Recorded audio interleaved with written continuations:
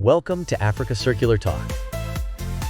So I got something super cool for you today, Dame. I've been really curious about how, African innovators are taking things we'd normally just throw away and turning them into useful building materials. It's pretty amazing when you think about it, right? Absolutely, Bon. It's honestly one of my favorite topics to talk about. The innovation happening across the continent is just mind-blowing. You know what I mean? People are taking what we consider waste and transforming it into valuable construction materials that are actually better for the environment. And I'm not just talking small-scale experiments here. These are real solutions being implemented right now. That's fascinating. Could you give us some examples of what kinds of materials are being repurposed? I mean, I've heard about plastic recycling, but there must be more to it than that, right? Oh, there's so much more. Take cassava peel and rice husks, for instance. These are agricultural byproducts that most people just discard, right? But innovative engineers across Africa are now processing these into what we call pozzolanic ash, which can partially replace traditional cement in construction. It's genius because it reduces our reliance on conventional cement, which, is super carbon intensive to produce. Wait, so you're telling me that food waste can actually be used to make buildings stronger? That's incredible. How does that even work? Well, it's all about the chemical composition. So these organic materials, when properly processed and burned at specific temperatures, create ash that has similar binding properties to cement. And the really cool thing is that this isn't just theoretical. There are actual buildings being constructed with these materials right now in countries like Nigeria, Kenya, and Ghana. The finished product is sturdy, durable, and significantly reduces the carbon footprint compared to traditional construction methods. I had no idea. What about other materials? Are there other examples of this kind of innovative repurposing happening? Absolutely. Another fascinating example is strawboard.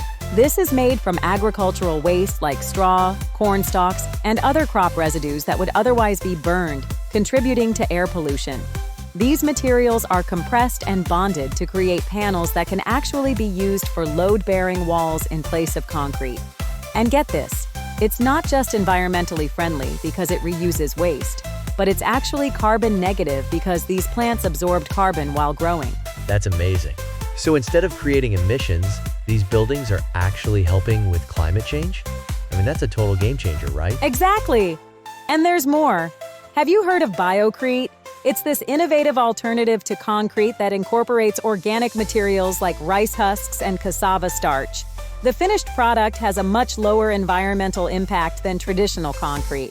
And it's being adopted in various construction projects across the continent. What's particularly exciting is how these innovations often draw on traditional knowledge but apply modern engineering principles, Biocrete. That's a new one for me. I'm curious about recycled plastics too. I know plastic waste is a huge problem globally, so are there innovations happening with plastic recycling in construction? Oh, absolutely. This is actually one of the most visible success stories. UNICEF, for instance, has this incredible initiative creating bricks from recycled plastic. These bricks are fire-resistant, lightweight, and actually cost about 40% less than traditional clay bricks. And they're being used to build schools in Côte d'Ivoire and other countries. Just imagine, plastic waste that would have ended up in landfills or oceans is now providing infrastructure for education. That's such a win-win, dealing with plastic waste and creating affordable building materials at the same time. Are there any other examples you can share before we wrap up? Yes, one more that I find particularly innovative is engineered timber. So this involves taking wood waste, even from non-traditional timber species, and using special adhesives to create composite materials that are actually stronger and more versatile than natural wood. It's promoting sustainable forestry practices while creating high-quality construction materials. And what I love about all these innovations is that they're not just environmentally friendly. They're creating new economic opportunities and jobs in the circular economy sector across Africa. Wow. It sounds like there's this beautiful blend of addressing environmental concerns while also creating economic opportunities. Is that why you think these innovations are particularly important for Africa? That's exactly it, Bon. Africa faces unique challenges with rapid urbanization and infrastructure needs, but also has this amazing opportunity to leapfrog over the mistakes of industrialized nations.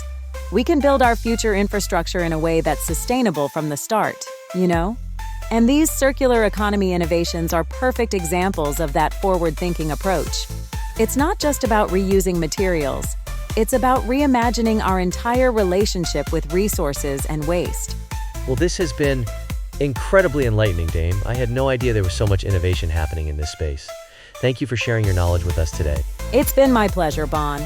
And for our listeners who want to learn more about these innovations, check out our website at www.aceafrica.org, where we've got links to some of these amazing projects in Africa and the innovators behind them.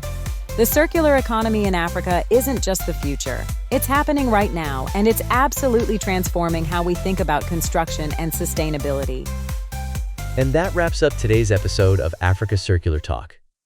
Join us next time, where we'll be exploring circular solutions across the continent. Until then, stay curious and keep thinking circular.